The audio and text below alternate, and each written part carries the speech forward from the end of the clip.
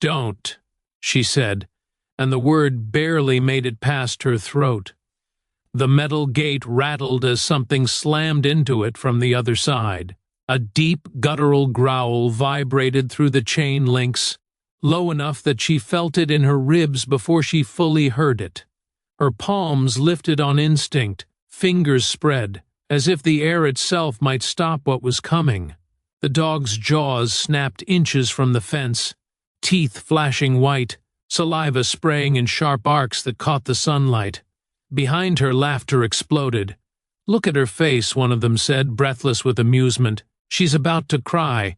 Her heart hammered so loudly she wondered if they could hear it.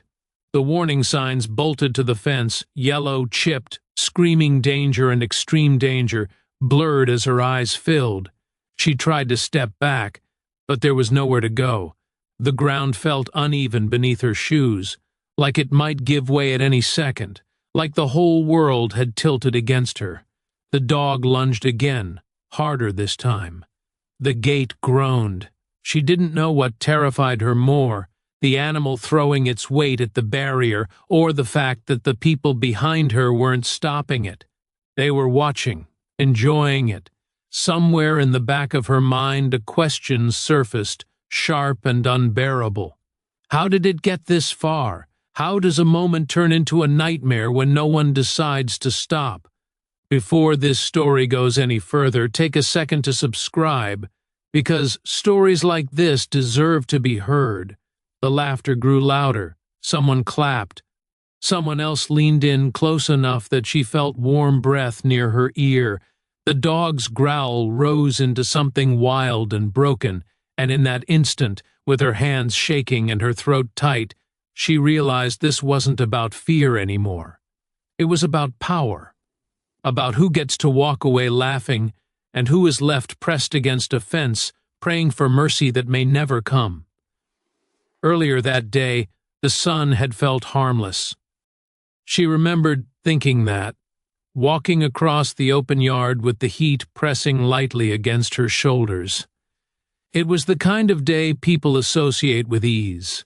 Blue sky, dry air, the hum of insects somewhere beyond the fence. She had chosen simple clothes without thinking much about it, a light top, a skirt, sneakers worn enough to be comfortable. Nothing that said, "Look at me." Nothing that said, "Target." She hadn't noticed them at first. The place was quiet in that in-between way, not fully abandoned but not alive either. Chain-link fences stretched in long lines, sectioning off spaces that once had purpose. Old equipment sat idle. It was a shortcut, she told herself. 10 minutes saved. She'd be on the main road before she knew it. The voices came next.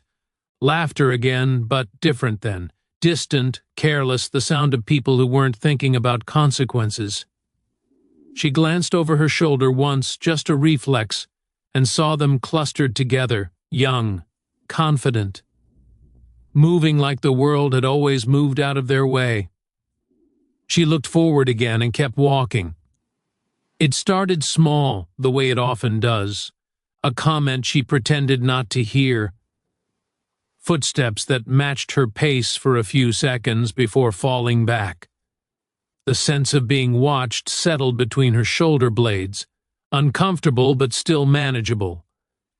She told herself she was overreacting, that she didn't want to be that person who assumed the worst.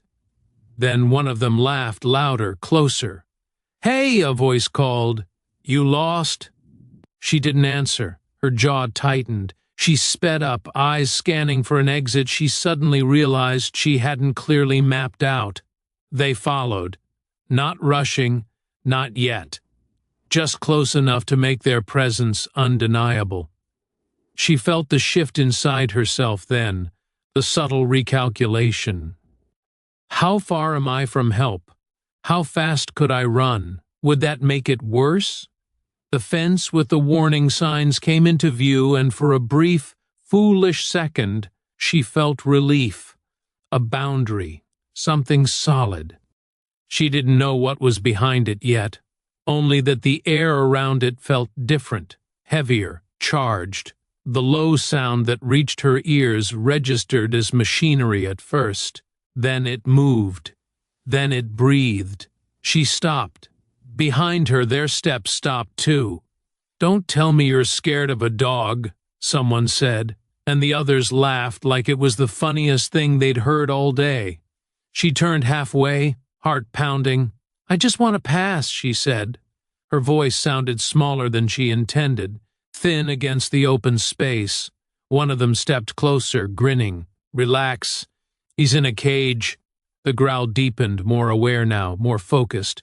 She took a step sideways, trying to create space, trying to keep the fence in her peripheral vision instead of directly in front of her. That was when she felt a hand at her back. Not a shove. Not yet. Just pressure. A reminder. Her breath caught. "Come on," another voice said. "Let her get a better look." The shove wasn't hard. That was the cruelest part. It was casual, almost lazy, like they were nudging a chair with their foot. But it was enough to break her balance, enough to send her stumbling toward the fence with a sharp gasp. Her hands shot out, instinctively grabbing cold metal as her body collided with the chain links. The sound that came from behind the fence changed instantly. The dog exploded forward, slamming into the gate with a force that rattled her teeth. Its bark tore through the air, raw and furious, every muscle coiled and straining. She screamed then, a short, broken sound she didn't recognize as her own. The laughter behind her spiked. Oh, wow," someone said, delighted. "Did you see that?" She pressed herself against the fence, heart racing, palms burning where the metal bit into her skin. The warning signs were right there, inches from her face. Extreme danger. The words felt obscene now, like a joke everyone else had been in on. "Stop," she said, louder this time, "please. This isn't funny." No one moved.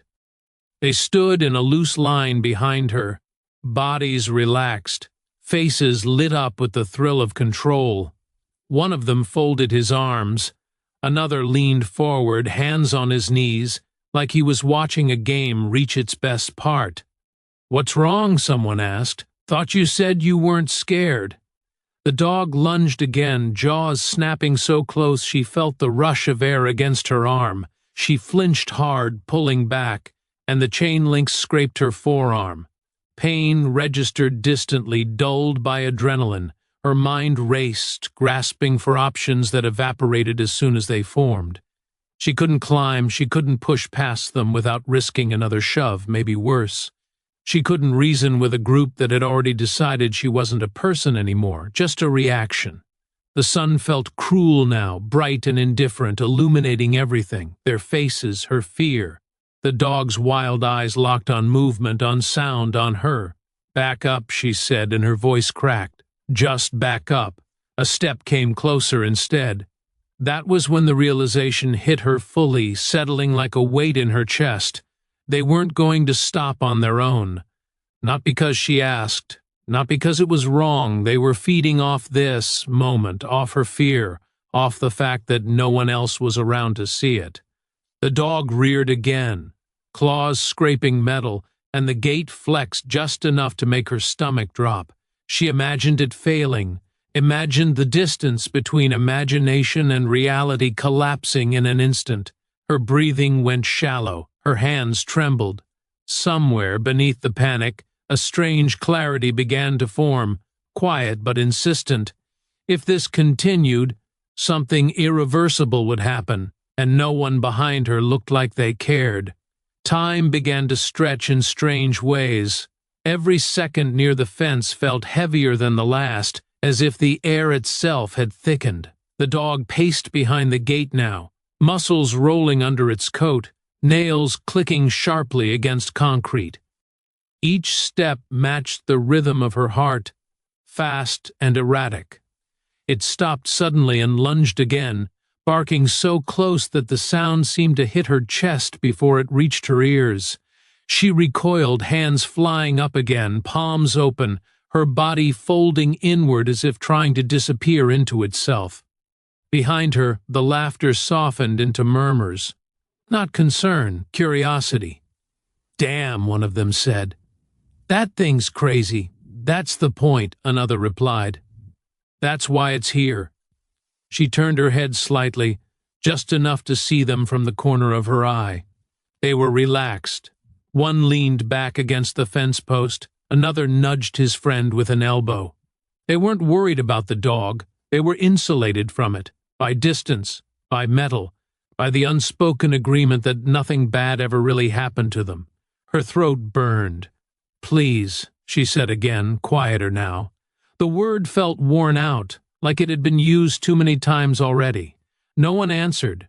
She felt something inside her shift, not hope, not courage, but awareness, the kind that arrives when panic burns through its first layer and leaves something colder behind. She realized she was being watched not just as a person, but as a reaction. Her fear was the event. Her vulnerability was the entertainment. She thought about how quickly it had happened, how normal the day had felt, how she'd chosen this path without a second thought. The simplicity of that decision now felt unreal, like it belonged to someone else. The dog barked again, louder, its body slamming into the gate with renewed fury. The metal shrieked, and for the first time she saw one of the hinges flex. Her stomach dropped. She stepped sideways, trying to put even an inch of distance between herself and the weakest part of the gate. The movement caught the dog's attention instantly. Its head snapped toward her, eyes sharp and focused, tracking every shift of her weight. "Careful," one of the guys said, not to her but to the others. "She's going to make it go nuts." The words landed wrong. Not concern, ownership, as if she were the variable that needed managing. She turned fully now, back pressed to the fence, facing them. Her hands were still raised, but now they shook less from fear and more from exhaustion. "What do you want?" she asked. They exchanged glances. Someone shrugged. "We're just having fun," one said. "You're the one freaking out." "Fun," the word echoed in her head, hollow and absurd. She realized then that they didn't see what she saw. They didn't hear what she heard. The growl that sounded feral, unhinged. The way the dog's teeth snapped against metal like it was testing it, learning it. They were removed from the danger in a way she wasn't, and that distance gave them permission. Her breath steadied just a little. Not because she felt safe, but because she felt trapped enough that panic had nowhere left to go. The dog lunged again, closer than before, and the fence bowed inward. Someone laughed nervously this time. Okay, chill." But no one stepped back. Her arms ached from holding them up. Sweat trickled down her spine, cooling quickly in the open air. The sun was still bright, still ordinary, casting clean shadows on the ground as if nothing unusual was happening at all. That contrast, the calm sky above and the chaos at her back, made everything feel surreal. She pressed her shoulder more firmly against the fence, trying to distribute her weight, trying to stay upright. A reflection flickered faintly in the metal links, wide eyes, flushed skin, mouth slightly open like she was constantly on the edge of speaking or screaming. The dog paused again, chest heaving, saliva dripping from its jaws. It stared at her with an intensity that made her stomach twist. This wasn't mindless rage. There was focus there, calculation. She swallowed hard. Behind her, the mood shifted again. The laughter thinned out, replaced by anticipation. One of them stepped closer, close enough that she could hear the fabric of his jacket brush against his arm. "Say something," he said, amused. "You're so quiet now." Her jaw clenched. Words crowded her mind, anger, accusation, disbelief, but none of them felt useful.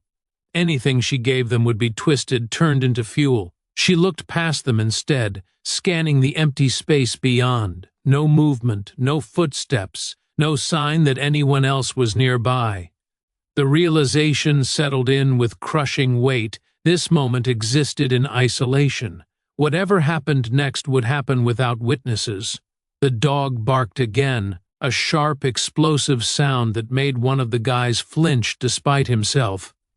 "Yo," another said, uncertainty creeping into his voice. "That gate looks old." No one answered him.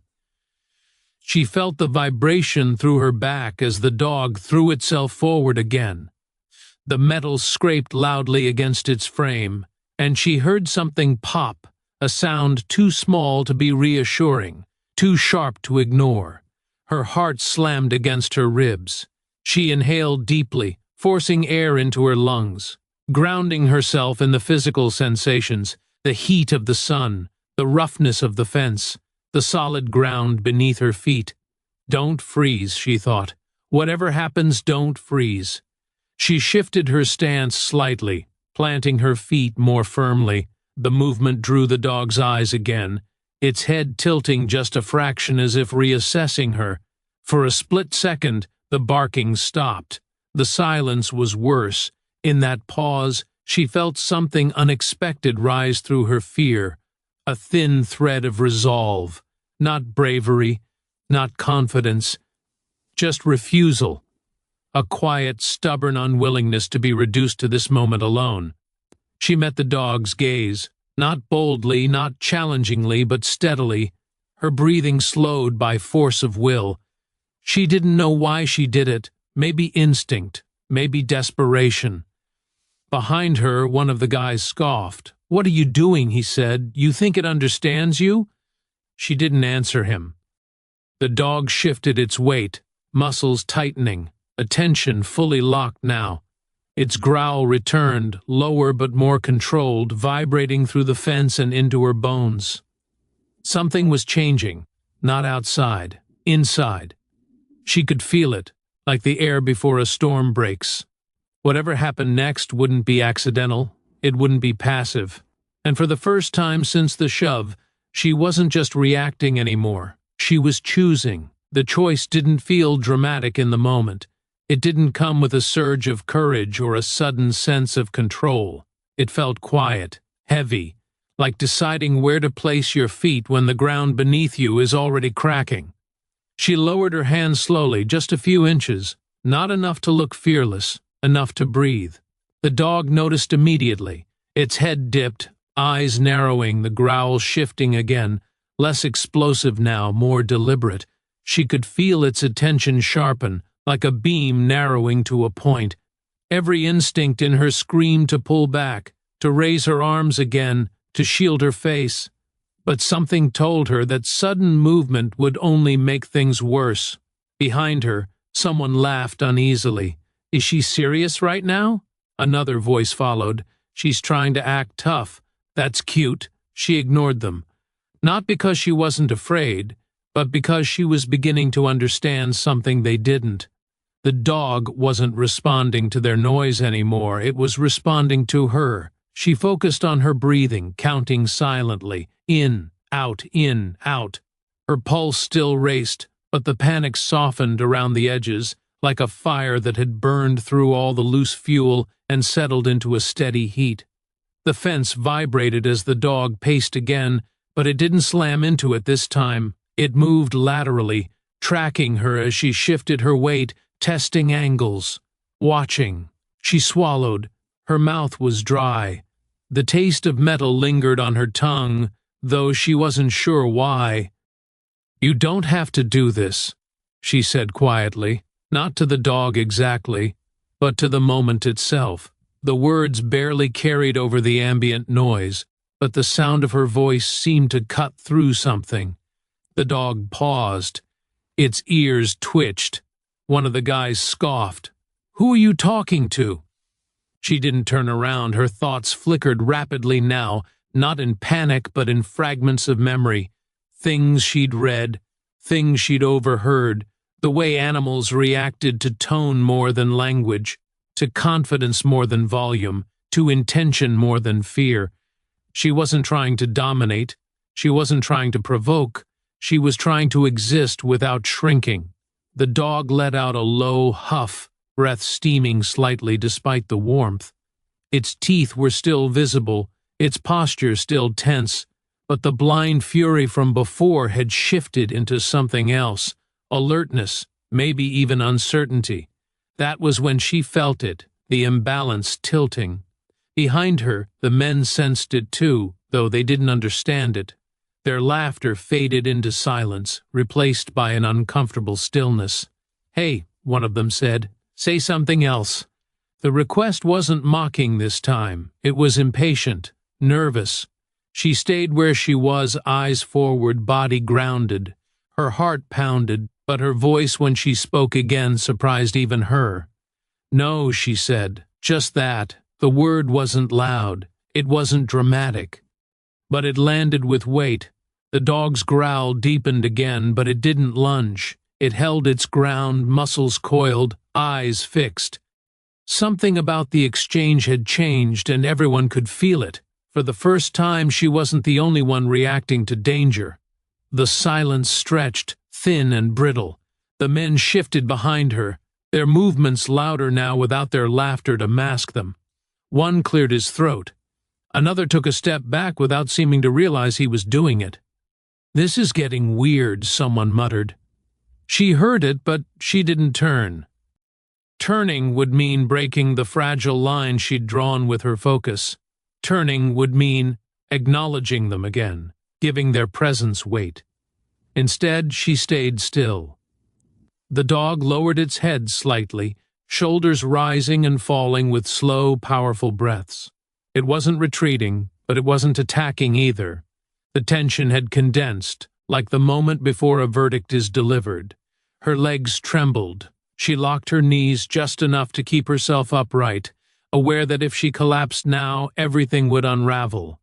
Fear surged again, hot and sharp, but she let it pass through her instead of letting it take over. "You're still here," she told herself. "You're still standing."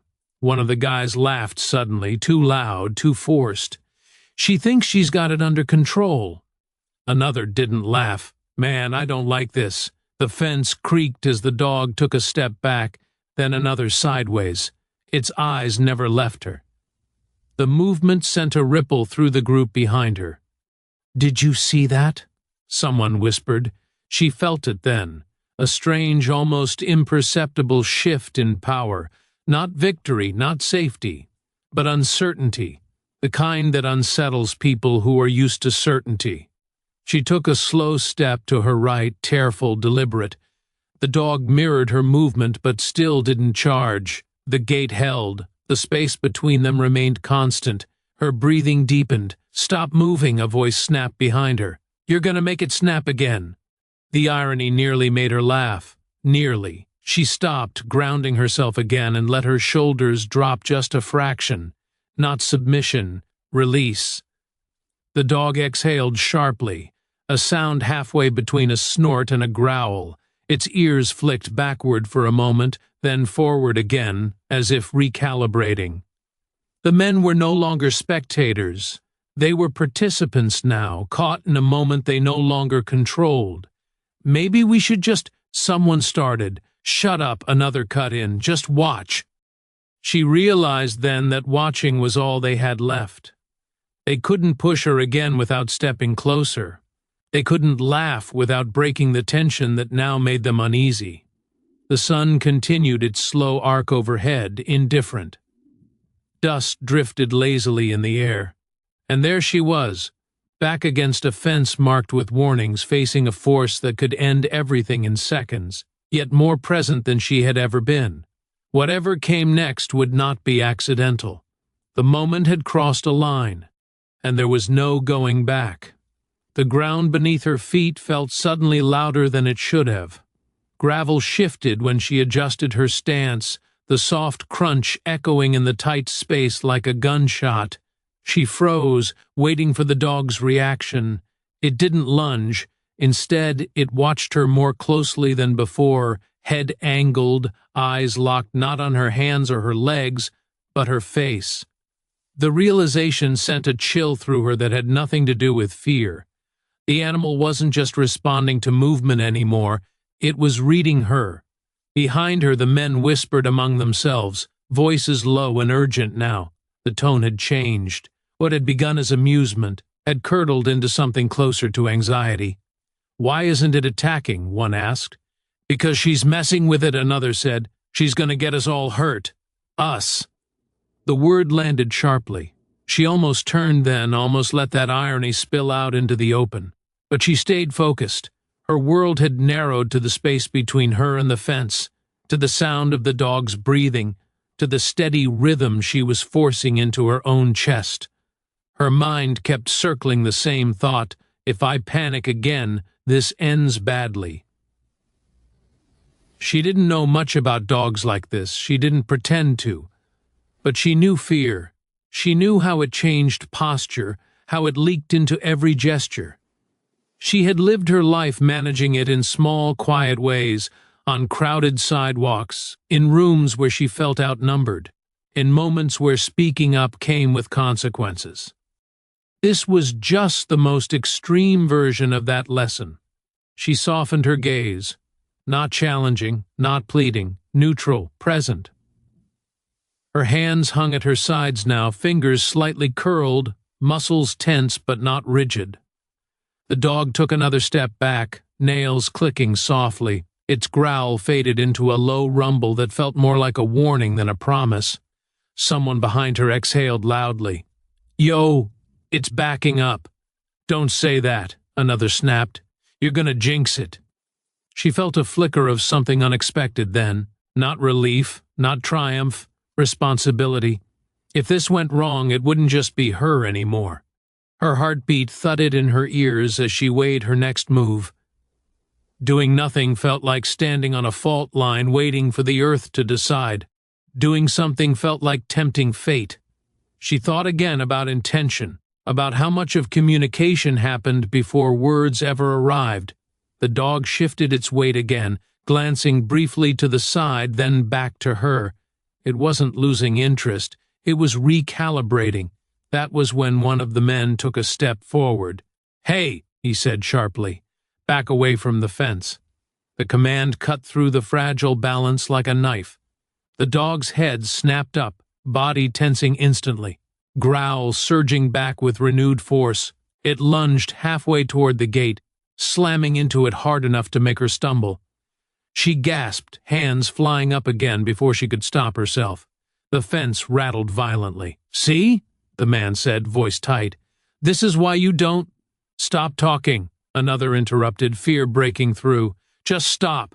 Her heart raced again, panic threatening to reclaim her body. She pressed her palms flat against her thighs, grounding herself, forcing them to stay down. The dog snarled, teeth bared, breath ragged. She closed her eyes for half a second, just long enough to gather herself. When she opened them, she knew this moment was different. The balance had been shaken. Whatever she did next would either restore it or shatter it completely. The word came to her without effort, not rehearsed, not calculated.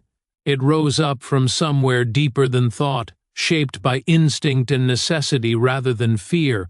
Enough. She didn't shout it, she didn't plead. She said it clearly, firmly, her voice low but anchored, cutting through the chaos like a line drawn in sand. Enough.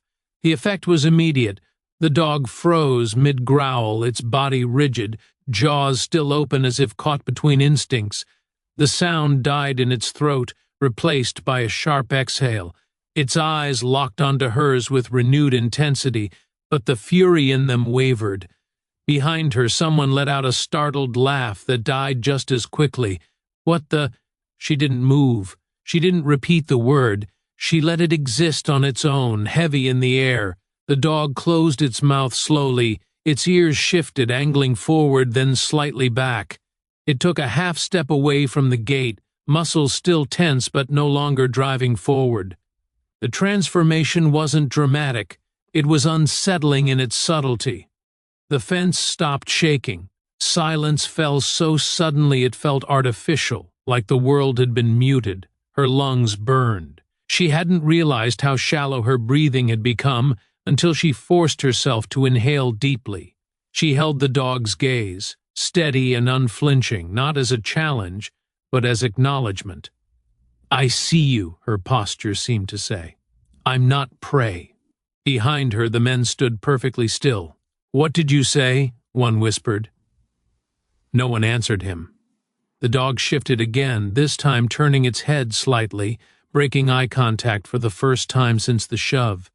It paced 2 slow steps to the side, then stopped. The growl did not return. She felt it then, the undeniable shift. The moment had turned, not because she was stronger, not because the dog had suddenly become safe, but because something fundamental in the dynamic had changed. The chaos no longer belonged solely to the animal. The fear no longer belonged solely to her. The men began to back away without realizing it, their feet dragging softly over gravel. One bumped into another, and instead of laughing, they both stiffened. "This isn't funny anymore," someone said, voice tight. She finally turned her head just enough to glance at them, eyes calm in a way that startled even her. "It never was," she said. The dog lay down, not fully relaxed, not submissive, but grounded, chest rising and falling steadily, eyes half-lidded but alert. A collective breath seemed to release all at once. She leaned back against the fence, legs weak now that the adrenaline began to ebb. The metal was still cold, still solid. The warning signs were still there. But the threat they advertised had been interrupted. She hadn't escaped yet. Nothing was resolved. But the point of no return had passed. From this moment on, nothing would be the same. The aftermath didn't arrive with applause or relief. It crept in slowly, heavy and disorienting. Her knees finally gave a little. Not enough to drop her to the ground, but enough to force her to brace herself against the fence. The dog remained where it was, lying a few steps back, its breathing steady, its gaze no longer fixed solely on her. The air felt different now, thinner, as if something suffocating had lifted. Behind her the men stood scattered, no longer a unified presence. Their shoulders were tense, their confidence had drained away, leaving behind awkwardness and unease. One of them cleared his throat. Okay, this is done now." No one laughed. She turned fully this time, slowly, deliberately. Her heart still pounded, but her face felt strangely calm, like she had stepped outside herself and was watching from a distance. "You can move," another said, gesturing vaguely, as if granting permission. The audacity of it almost made her smile. Almost. She took a step away from the fence, then another, keeping her movements measured. The dog didn't react. It stayed where it was, head following her briefly before settling back down. The men instinctively stepped aside, creating space where before there had been none. The path between them opened, not because they were being kind, but because they were uncertain. She passed through them without making eye contact. For a moment no one spoke. The sound of her shoes on gravel felt too loud, too final. "You didn't have to make it weird," one of them said finally, his voice defensive, brittle. She stopped. She turned back, just enough to look at him. "You did that," she said evenly. "All of you." The words landed with more force than she expected. One of them looked down at the ground. Another shifted his weight, jaw tightening. "Whatever," someone muttered. "You're fine, fine." The word felt insulting in its smallness. She didn't argue. She didn't explain. She didn't justify herself. She had learned something in the last few minutes about where energy mattered and where it didn't. She walked away. Behind her, the men lingered for a few seconds longer, unsure how to end a moment that hadn't gone the way it was supposed to. Eventually, they drifted off in the opposite direction, quieter than they'd arrived. She didn't look back at the fence again, but she felt it. The weight of what had almost happened followed her, invisible and heavy, settling into her chest as she moved farther away. It wasn't until she reached the edge of the property that her body finally began to process what her mind had been holding at bay. Her hands started to shake. At first, she tried to stop it, clenching her fists, pressing her arms against her sides. But the tremors spread anyway, rippling through her shoulders, her legs, her core. She leaned against a concrete barrier, breath coming in short bursts, and let it happen. The world hadn't changed. Cars passed on a distant road. A bird landed on a rusted beam nearby, head tilting as it observed her briefly before flying off. Life moved forward without acknowledging how close it had come to intersecting with something darker. She slid down until she was sitting, knees pulled in, arms wrapped around herself. "I'm okay," she told herself, over and over. Not as a declaration, but as a question she was trying to answer. Images replayed uninvited, the dog's teeth flashing, the fence bowing, the men's laughter. The sound of her own voice saying that word, enough, echoed louder than anything else. It scared her in a strange way, not because it hadn't worked, but because it had. She had always thought of herself as someone who avoided confrontation, someone who kept her head down, who navigated the world by minimizing risk. That version of herself felt distant now, like an old photograph that no longer quite matched reality. What did it mean that she had been capable of that steadiness, of that clarity? She sat there for a long time, letting the adrenaline drain, letting the questions rise and fall without demanding immediate answers. There was no neat resolution waiting for her, no sudden sense of triumph, just a deep, quiet exhaustion, and beneath it, something else. Respect, not from them, from herself. Eventually she stood, brushing dust from her clothes, smoothing her hair with hands that were steadier now. The path ahead was ordinary again, open, unmarked. As she walked, she became aware of something she hadn't felt before. Not confidence exactly, but awareness.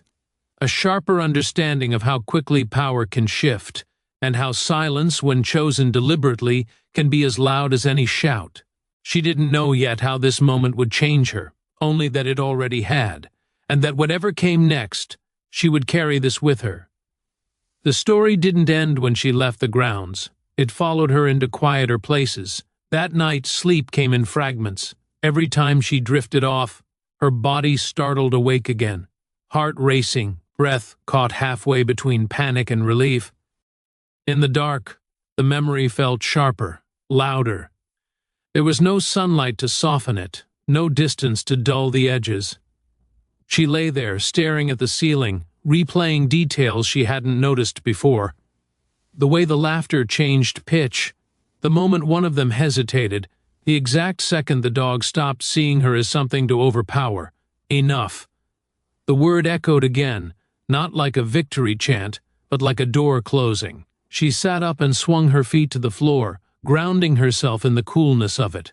Her hands rested on her knees, palms open, as if she were reminding herself that she was still here, still intact.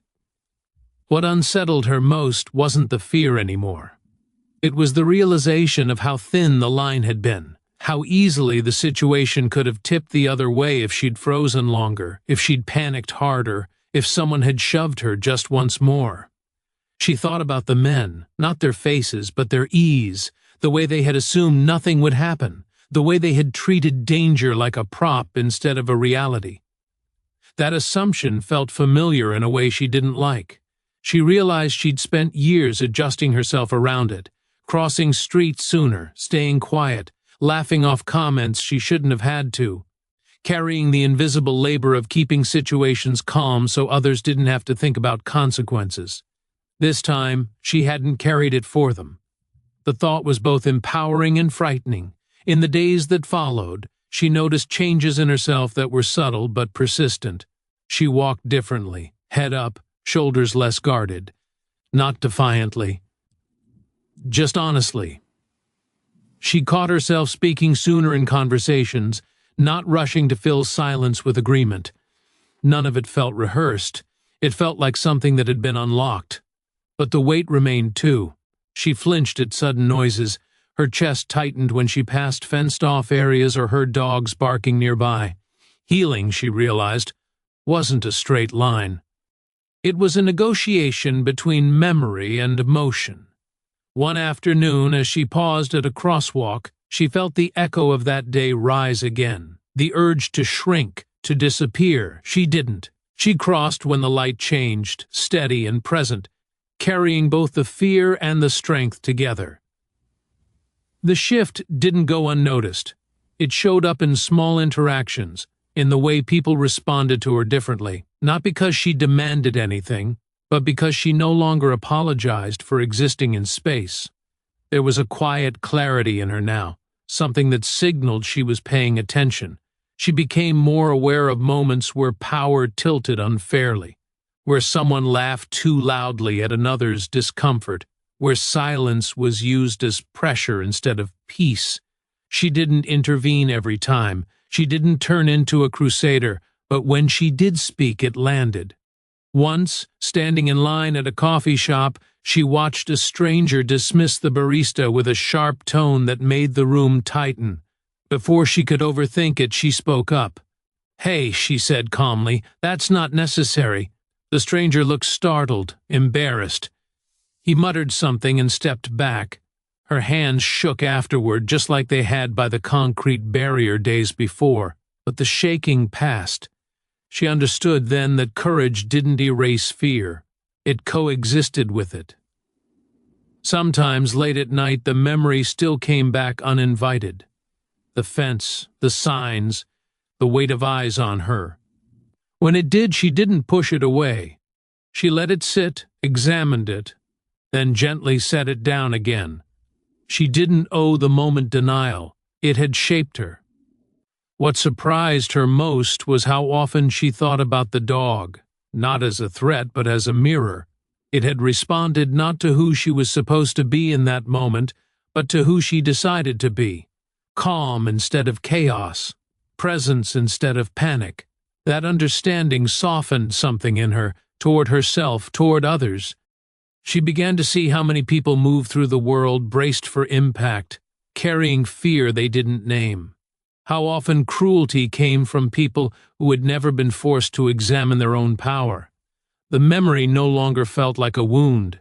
It felt like a marker, a line between who she had been and who she was still becoming. And though she couldn't have named it yet, she sensed that the final meaning of that day wasn't about confrontation at all. It was about awareness, about knowing when to step back and when to stand still and say, enough.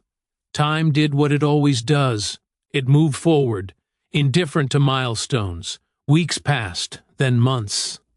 The sharpness of that day dulled at the edges, not because it mattered less, but because it had been absorbed into the rhythm of her life.